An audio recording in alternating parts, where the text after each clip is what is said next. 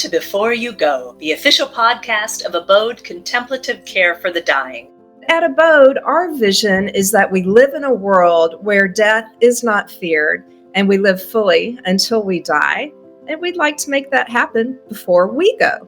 I'm Mary Thorsby, ABODE's CEO. I'm Natalie Buster, ABODE's end-of-life doula and yoga director. Welcome to Before You Go. Hey, Natalie. Hi, Mary. How are you doing today? Excellent. And you? Oh, not bad. Not bad at all. Any chance I get to talk to you, I'm happy. Same here. Same here. So for this episode of Before You Go, we've got a really interesting topic to discuss. And as is ABODE's tradition, let's begin with a contemplative moment to get ourselves centered and prepare ourselves for the special time together. I want to read a card from the Death Deck. And this one's called Swan Song. So I'm going to read this to give us something a little bit to think about during the day. This card asks, what's a story or song that you hope is shared at your funeral or celebration of life? So we'll think about that, and I suspect you and I will come back to that at the end of this episode. Yeah, that's a good one. I love that Death Deck. That's a really great tool. It is. It is a lively game of surprising conversations. So congratulations to the folks who created the Death Deck. We use it a lot at ABODE, especially during Death Cafe, which we hold once a month. I'm that weirdo who has the Death Deck in my purse. So I'll bring it out at family functions and dinners and parties. And for some reason, people don't always want to sit next to me. I don't know what it is, Mary.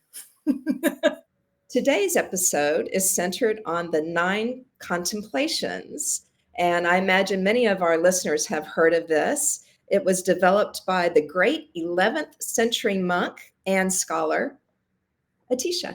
These are really good. I think we've also found them in this book, which we use as part of our doula training, our yoga training. We love Joan Halifax. Oh, we're twinsing. I love this. We're both showing our books.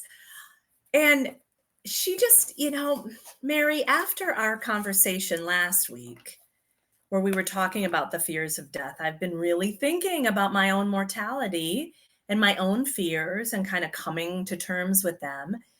And I really love that you chose the 9 Contemplations of Death to focus on for today's episode, because I think it allows us to get a little deeper into that conversation. It does. In fact, Joan says, what are we doing to prepare not only for liberation at the moment of death, but for liberation at this very moment? At ABODE, we are all about living in the present and being in the present and not multitasking in our head the way some of us do a lot. And so these 9 contemplations really help ground us. And as you say, dig deeper and just recognize that we've got a lot of work to do before we go. Oh, we sure do. For me, it allows me, I think you said we live more fully in the present moment when we contemplate our own death. It also allows me to really make sure that I'm living the life that I want to live. And as we go into these 9 contemplations of death, wouldn't you know it, Mary, I just happen to have a list here that we can go through together. Fancy that. But I think it allows us to really examine our life now and make sure that we're getting the stuff done that we want to get done. So let's dive in. The first contemplation, death is inevitable. I love this one because it's so true, right? Nobody, no animal, no plant, no human has ever escaped death. And I think it's really interesting how in our culture we eschew death. We get nervous talking about it. We think that if we talk about it, we'll bring it on. We're tempting fate in some way, when the truth of the matter is, death's gonna get us all. It is. I think I read somewhere that we are the only living creatures who know that we're going to die. Animals may protect themselves from fear or what have you, but I'm not sure that animals and other living organisms know at some point they're going to die.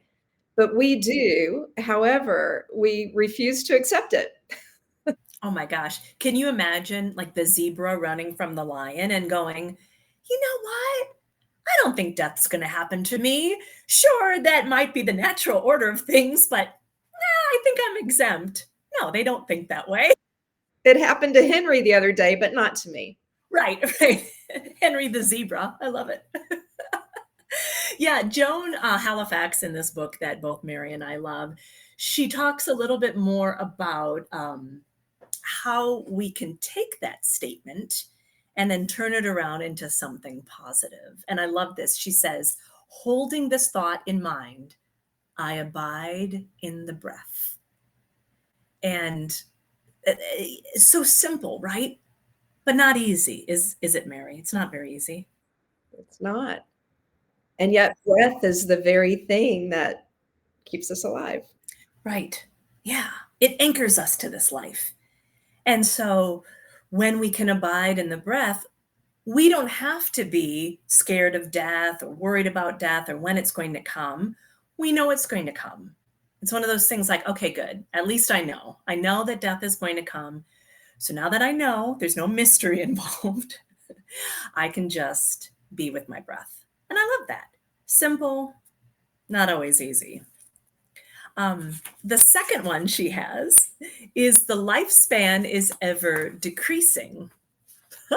Not only is it coming, but it's decreasing. The time is decreasing. I see it every day in the mirror, every day. Oh my gosh. Oh my gosh. Right? Yeah. I'm coming up on my 50th birthday. I'm very excited. And that lifespan, that is creeping away. That is every breath, every second, every minute, every day is shorter and shorter and shorter. As I mentioned in one of our previous podcasts, I often think about how much time I have left. And when I give presentations, I have a slide, and every year I have to change the number because my number of days left on this earth, I'm estimating, of course, it decreases by a year every year.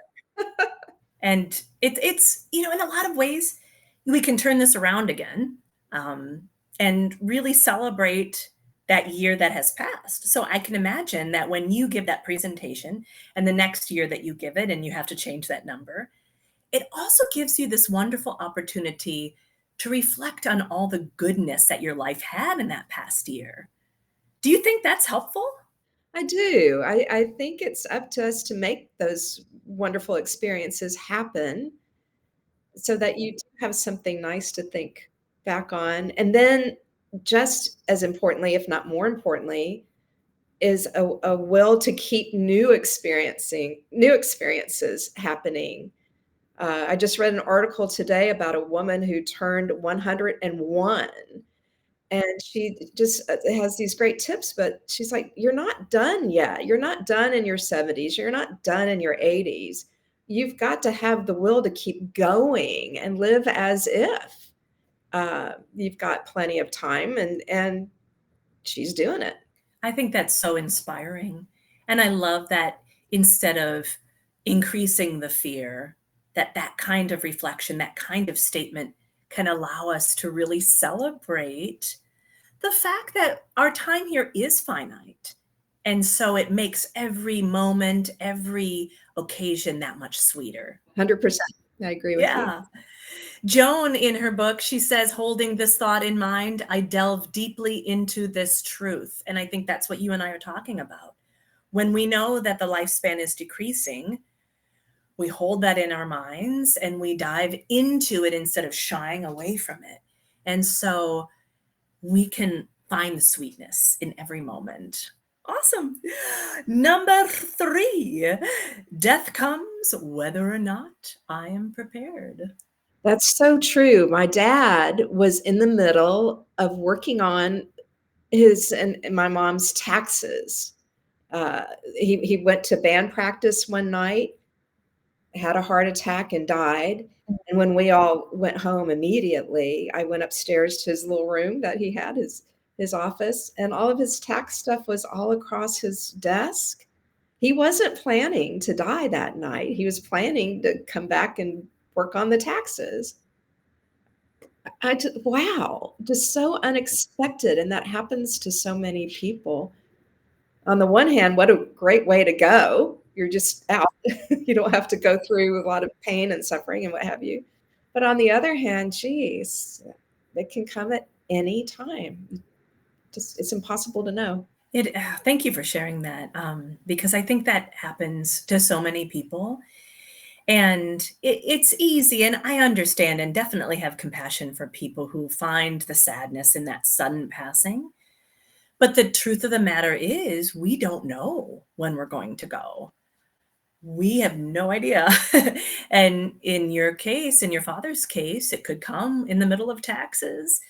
It could come before we have ideas of how we want to die, of who gets our stuff, of what's in our will, where we want to be buried.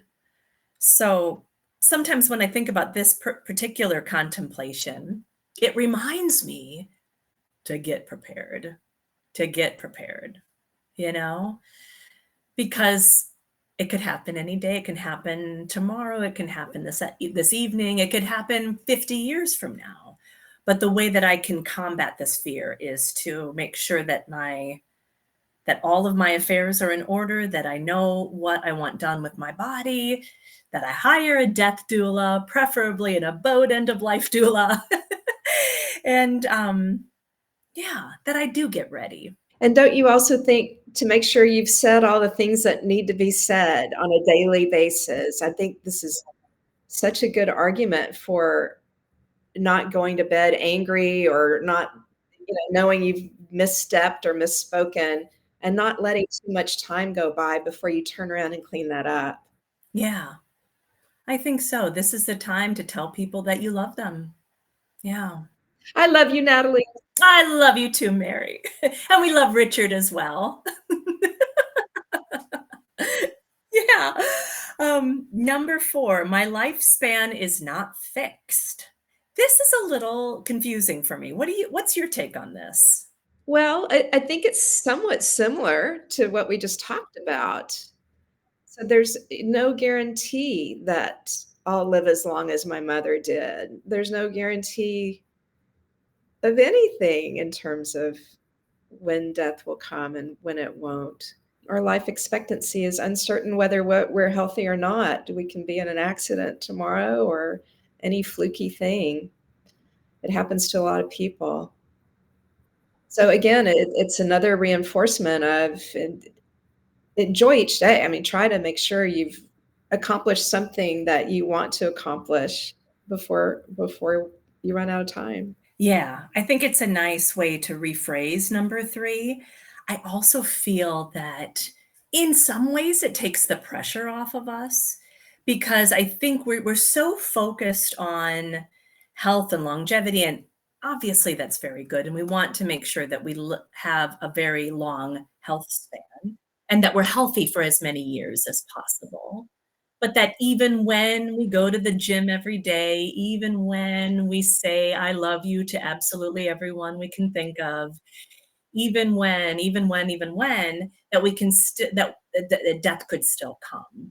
So it's interesting. I can think about people who, like you said, you know when your mother died, and so that kind of you use that as a gauge, kind of, to determine your lifespan. But it may not happen that way. It's not fixed. No, I may end up to be like this 101-year-old woman I just read about. I thought, oh gosh, I got different plans. That's a long time to live. Yeah, that is.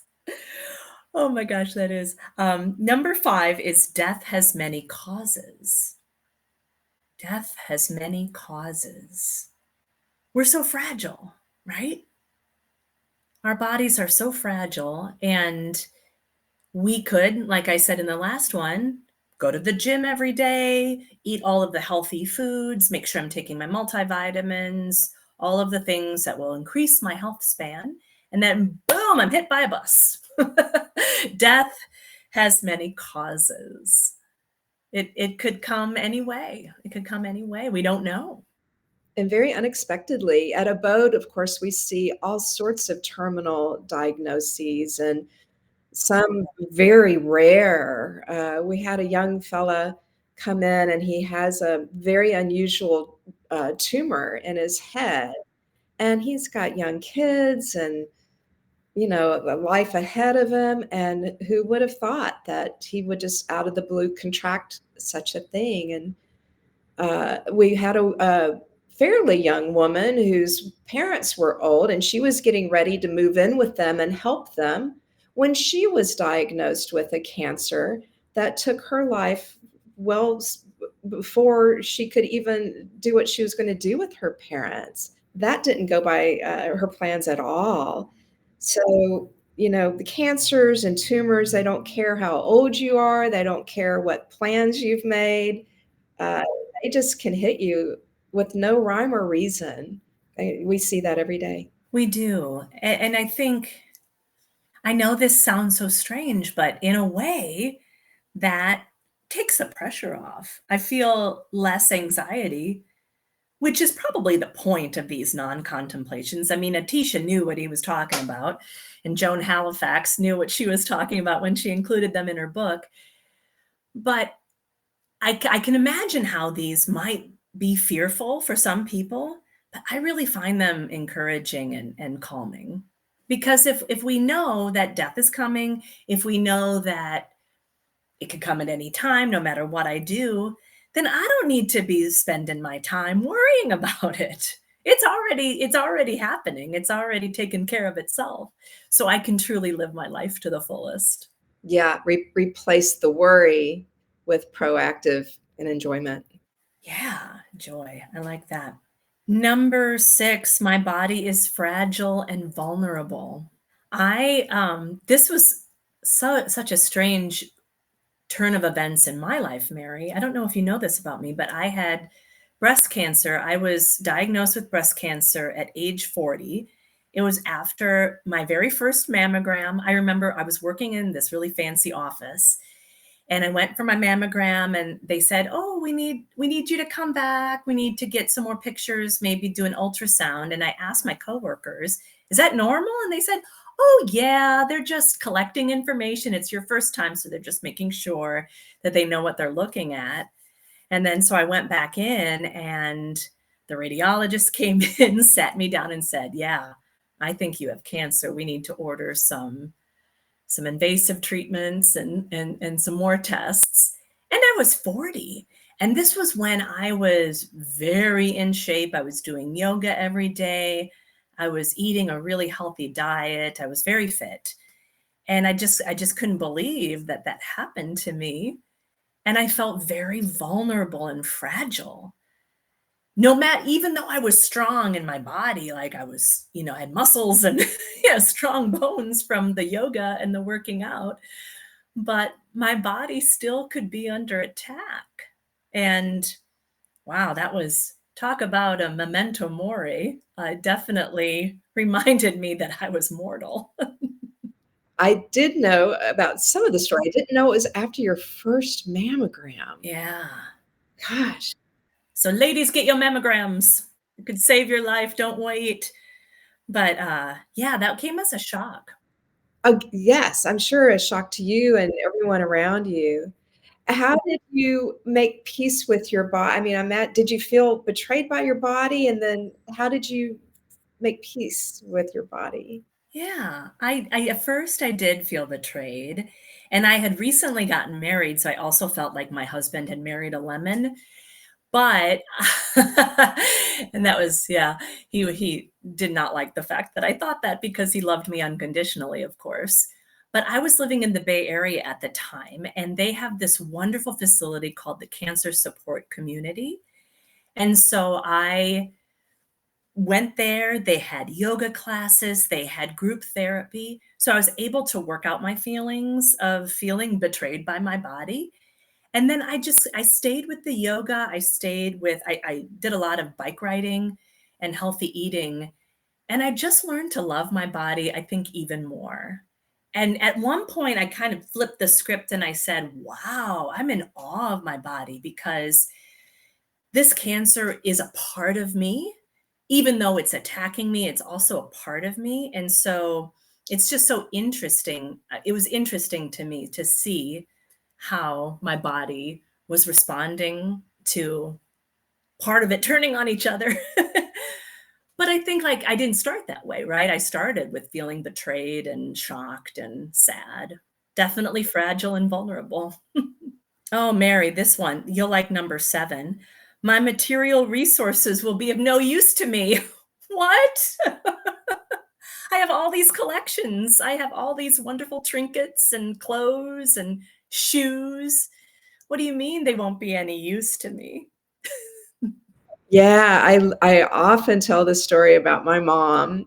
She grew up on a generations old family farm, and she kept every piece of furniture, every dish, every cup. I mean, just a huge collection of that farm, of all of her family's heirlooms, moved all across the United States every time we moved.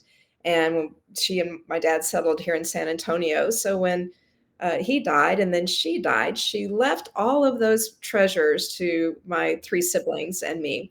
And my home now has quite a few of her pieces. But she was very worried about where everything would end up. And it worried her and worried her. And I wonder if she was still worried about it as she was dying. I hope not. I really just felt that as beautiful as her pieces are, and she's so proud of them, to me, it felt like a bit of a burden, a weight on her that she's now passed down to us.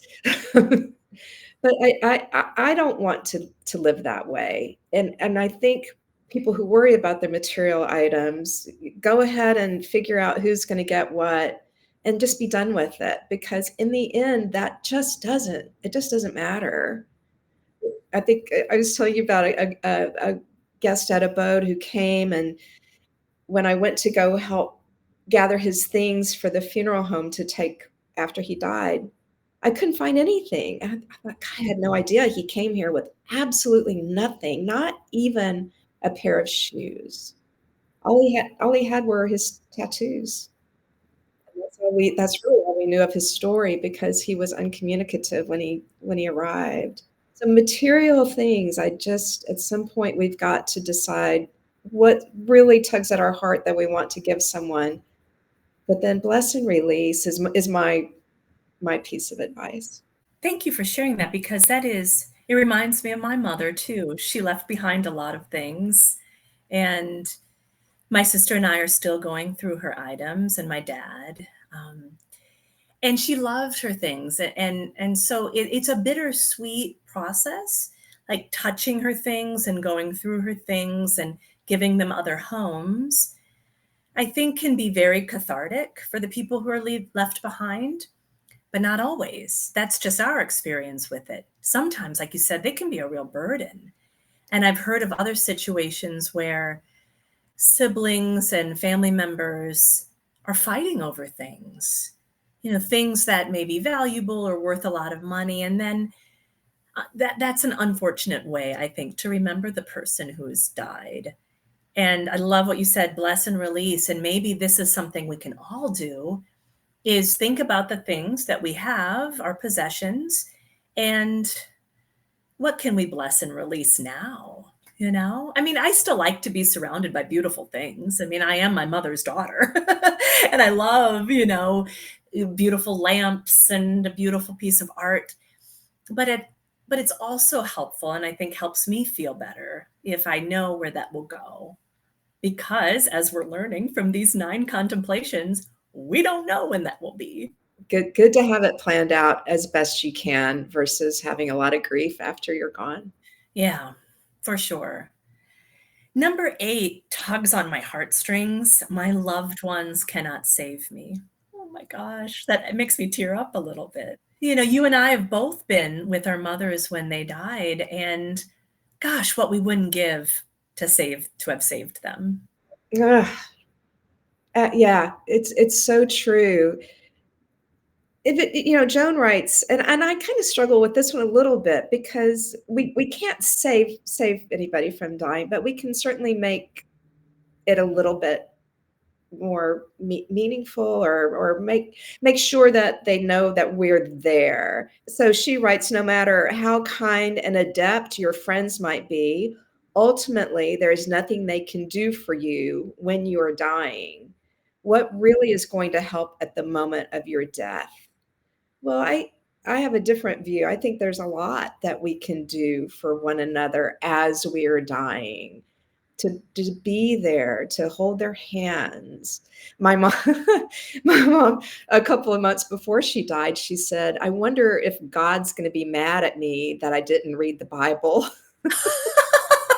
Better get on that. As she was laying, when it was clear she was going to die, I thought, "Oh God, I got to get that Bible." So, all right, Mom, listen up. Let's go through this quickly. Oh, that's funny. I like your take. Yeah, yeah. So I feel that there's things that we can do for one another, just making sure that we've said sweet things to them as they're taking their last breaths, and to be there for them if we can. Yeah, love can continue on. And I think that love can be felt even if the person who's dying is comatose or unresponsive, uncommunicative. I think by showing our presence and being with them, holding space, holding their hand, knowing that they're letting them know that they're not alone, I think we can do that for them.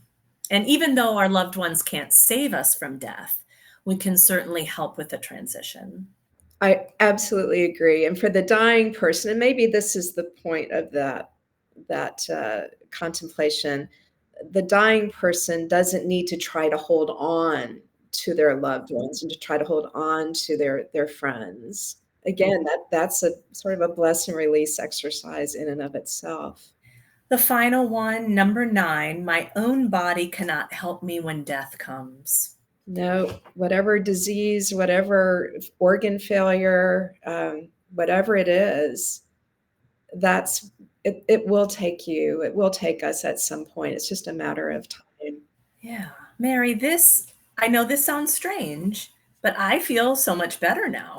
I don't feel as anxious about death because it's going to happen. And I'm one of those people that worry about the unknown, but death is not unknown. Death is probably the most known. It's the only thing that will happen to every single one of us. And so by contemplating that and thinking about that, meditating on it, I actually find a lot of comfort. I think talking about it with a friend, the way that you and I have, helps a lot too. So if we have listeners for whom this subject is still kind of tender or sticky, or you're new to giving death a lot of thought, going through these 9 contemplations like Natalie and I have just done, picking up the death deck, just get started, and you'll find before you know it, you'll be talking about death and dying all the time, and you'll end up like Natalie, and nobody will want to sit next to you at a dinner party. Oh, Mary. Oh, Mary. I can count on you. Yeah, you can sit next to me. Well, we've come to the end, but before I go, I want to make sure that I curate my playlist, my end of life playlist, what kind of music I have playing. It's kind of interesting. When my mom died, my dad and my sister and I put together a musical tribute for her, and it went through every decade of her life and her favorite songs and little stories woven in, and it was so beautiful. We shared it with family and friends. And so I definitely want that done for me, and I want to make sure I do it for my dad. Oh, I love that idea. I love that idea. Before I go, I would like to collect at least 100 more great adventures, so that when my good friends and my family come and be with me at the end of my life, we'll have some new experiences to talk about and some new funny things to share. And I just want to hear a lot of laughter when it's my time. Ah, beautiful, Mary. Well, thank you so much. And thank you, listeners, for tuning in. Thank you. Thanks, everyone. Thank you for joining us for today's episode of Before You Go, the official podcast of ABODE Contemplative Care for the Dying. At ABODE, we believe that death is not a medical event. It's a very natural event. So therefore, we are not offering medical advice. We're simply sharing our experiences and knowledge with you before you go. Make sure to visit us online at abodehome.org, Facebook, Instagram, YouTube, and while you're there, click that donate button to help us along. This podcast was edited by Make Your Day Richer.